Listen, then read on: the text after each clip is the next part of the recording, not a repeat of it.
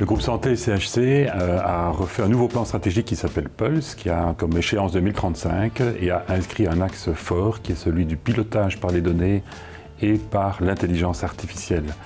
La stratégie donc, du CHC dans le cadre de l'intelligence artificielle et du data-driven se décompose en 3 axes. Le premier axe, c'est l'entrepôt de données de santé qui compile les données de millions de patients. Et le bénéfice essentiel, c'est de pouvoir faire de la médecine individualisée. Donc de baser la prescription, le traitement sur des données individualisées et non plus sur des moyennes arithmétiques un peu artificielles.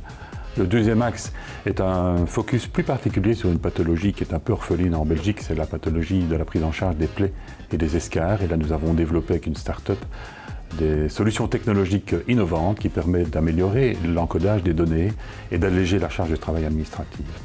Donc dans le deuxième axe, illustré par la prise en charge des plaies et des escarres, nous avons intégré la notion de data-driven en amont dans le modèle by design et ça lui confère une valeur forte en termes de prévention des escarres, ce qui est une notion importante en soins de santé.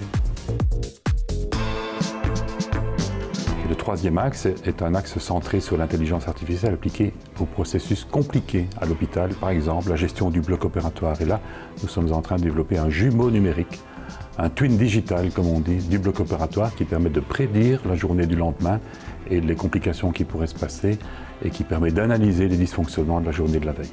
Et là, ça va améliorer de manière considérable la qualité du bloc opératoire en diminuant, par exemple, les durées et les délais pour être opérés.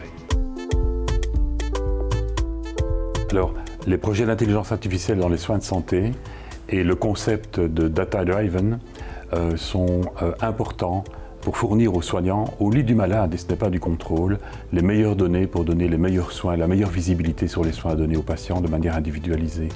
Évidemment, l'apport de Digital Wallonia et des programmes régionaux wallons sont majeurs pour donner l'impulsion forte et la direction dans ce sens-là.